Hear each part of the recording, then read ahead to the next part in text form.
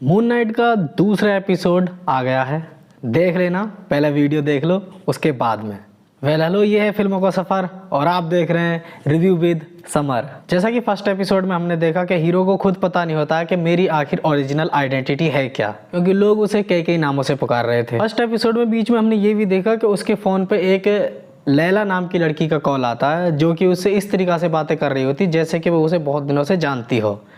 लगता है कि वाइफ ही होगी और कौन हो सकता है, और वो हमें नेक्स्ट एपिसोड में पता भी चल जाएगा। एपिसोड की सबसे अच्छी बात यह है क्योंकि उनकी ओरिजिनल आइडेंटिटी के बारे में पता चल चुका है। उनका नाम होता है मार्क स्पेक्टर, और मार्क स्पेक्टर की अगर कॉमिक बुक के हिसाब से देखा जाए, जो कि बुक में लिखा हुआ है उसके हिसाब से देखें, तो मार्क स्पेक्टर एक किराए का गुंडा कह सकते हैं, जो कि पैसे लेकर लोगों का काम करता है या फिर काम तमाम करता है। और किसी झगड़े में शायद वो हो जाता है बहुत ज़्यादा जख्मी, तो खोंचू जो भगवान हैं वो उन्होंने उसे बचाया, और बचाने के बाद में मार्क स्पेक्टर खुद को खोंचू के हवाले कर देता है और खोंचू अपने हिसाब से उसका इस्तेमाल करता है। जैसे हर मार्वल के शो के एपिसोड की शुरुआत रीकैप से होती है, तो इस एपिसोड की शुरुआत भी रीकैप से होती है, जिसमें हमें पिछले एपिसोड के कुछ सीन दिखाए जाते हैं। और स्टोरी को भी पूरी तरीक़ा से रिवील नहीं किया गया है, अभी बहुत कुछ बाकी है। लेकिन एपिसोड में जो सबसे अच्छा है वो है ऑस्कर आइजैक की एक्टिंग।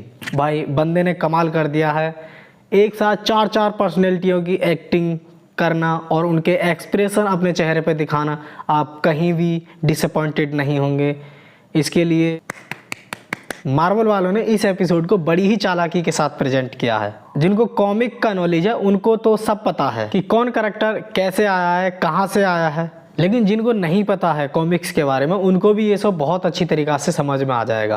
क्योंकि इस दूसरे एपिसोड में भी मार्वल के किसी और कैरेक्टर को इससे जोड़ा नहीं गया है। लेकिन अगर ऐसा हुआ कि किसी और कैरेक्टर्स को मून नाइट के साथ में जोड़ा जाता है, तो जिन्होंने मून नाइट मार्वल की जो पहली मूवीज़ हैं अगर उनको नहीं देखा है तो उनके लिए थोड़ा मुश्किल हो सकता है। पिछले एपिसोड में आपने देखा होगा कि मून नाइट ने म्यूजियम में एक कांड किया था, और वहीं से इस एपिसोड की शुरुआत भी होती है। फिर से स्टीवन को कुछ याद नहीं होता कि ऐसा भी कुछ हुआ है, मार धाड़ वगैरह जो भी हुई थी। वो फिर से सुबह को अपने बेड पर उठता है, उसके पैर बंधे हुए होते हैं, दरवाजे पर वो टेप लगी हुई होती है। उसे लगता है कि ये भी एक सपना है, जैसे पीछे वो सपने देखते आया है। लेकिन म्यूजियम में जाने के बाद उसे सब कुछ पता चल जाता है, बेटा तूने जो कांड किए हैं वो सब सच है। और इस एपिसोड में खोंचू जो भगवान है उनको भी काफी अच्छी तरीका से दिखाया गया है, और सही तरीका से वो स्टीवन से अच्छी तरीका से बीच बीच में बात भी करता है। आर्थर हैरो जो कि इस मून नाइट के विलन होने वाले हैं, उनके बारे में भी इसमें कुछ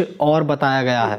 आर्थर हैरो और स्टीवन के बीच में भी काफ़ी सारी बातें होती हैं, लेकिन खोंचू की और आर्थर हैरो की बातें सुनने के बाद में स्टीवन समझ नहीं पाता कि इन दोनों में सच कौन बोल रहा है। तो इसी हड़बड़ी में वो एक और नए अवतार में आते हैं जिसका नाम होता है मिस्टर नाइट। मिस्टर नाइट के बारे में भी अभी कुछ ज़्यादा नहीं बताया गया, लेकिन आने वाले एपिसोड में उनके बारे में भी कुछ अच्छी तरीक़ा से बताया जाएगा। क्योंकि इस सीरीज की स्टोरी इजिप्शियन गॉड से जुड़ी है, तो कहीं ना कहीं हमें इजिप्ट को भी आने वाले शो में दिखाया जाएगा। अगर आपने दोनों एपिसोड देखे हैं तो प्लीज़ हमें कमेंट करके बताइए कि आपको पहला वाला ज़्यादा अच्छा लगा था या दूसरा वाला ज़्यादा अच्छा लगा है। मैं मूवीज़, ट्रेलर्स और सॉन्ग्स और टीजर्स के बारे में अपने चैनल पर बताता रहता हूँ। ऐसी ही वीडियो और देखने के लिए प्लीज़ हमारे चैनल को सब्सक्राइब कर लीजिए और बेल आइकन को दबा दीजिए, ताकि नोटिफिकेशन सबसे पहले आपके पास पहुँचे।